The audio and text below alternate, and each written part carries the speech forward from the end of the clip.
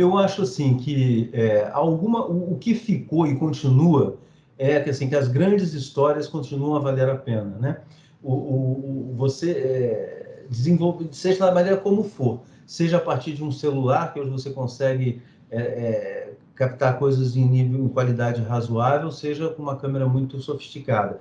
O que eu acho que trouxe a modernidade, a tecnologia, trouxe facilitações que a gente não tinha. Eu lembro, o Ceará há de lembrar disso, na nossa época, para fazer uma fusão, que é aquela mera passagem de uma imagem para outra, uma transição suave, que hoje você faz em qualquer celular, em qualquer aplicativo de edição mole. Pô, eu lembro que a gente tinha que ir no Globo Repórter para pedir faz aqui uma fusão. Aí o cara pegava uma fita, pegava outra para transformar. Então, assim, era tudo muito difícil.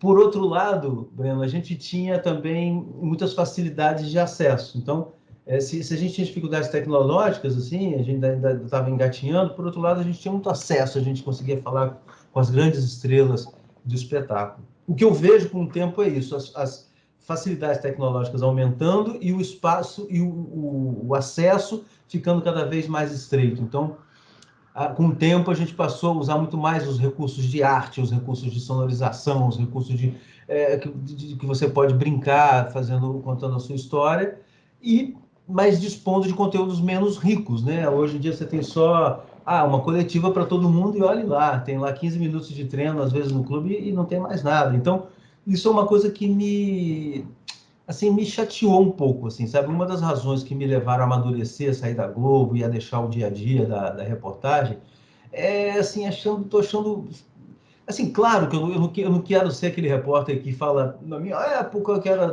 bom, aquilo que era legal. Sempre detestei esse tipo de discurso. Acho que a gente tem que comer o que está na mesa e trabalhar com o que tem. Mas o fato é que ficou mais chato, né? Ficou mais pasteurizado, assim. Você vai lá, tem uma coletiva para todo mundo, então você não tem condição de fazer uma apuração um pouco melhor, mais exclusiva.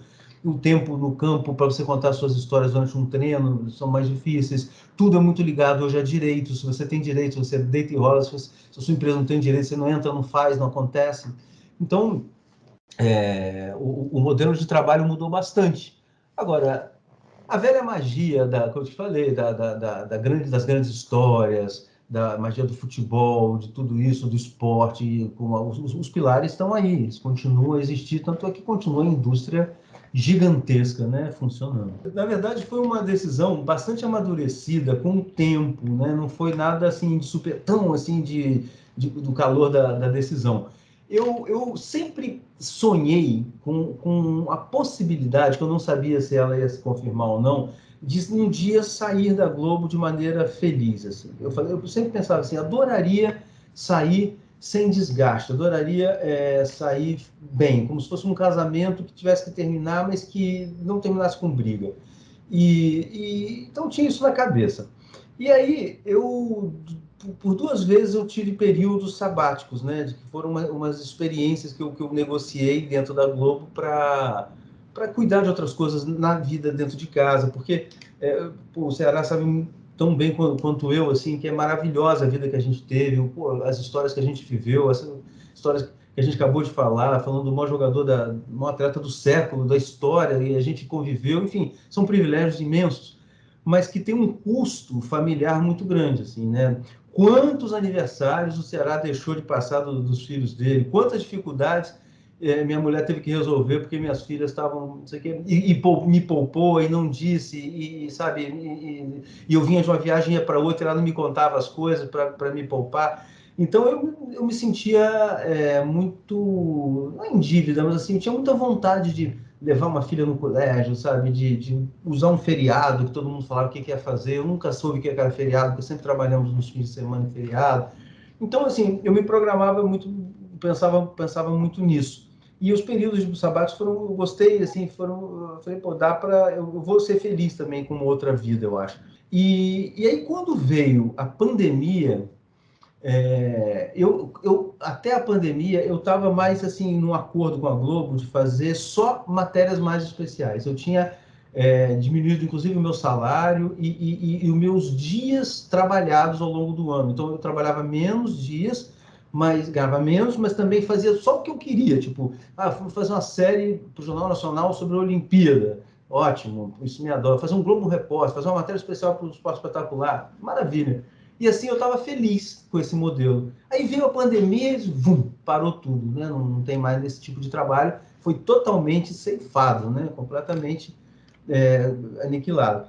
E aí eu comecei a trabalhar de casa, como todo mundo, fazendo isso, fazendo aquilo, então, mas eu não estava feliz, eu não estava com gosto, não estava curtindo, assim, aquilo não estava fluindo. E aí tanta coisa do lado de fora, sabe? Tantas possibilidades que eu via, companheiros fazendo coisas que tem uma parte comercial que eu nunca pude fazer, que sempre como repórter na Globo e tal.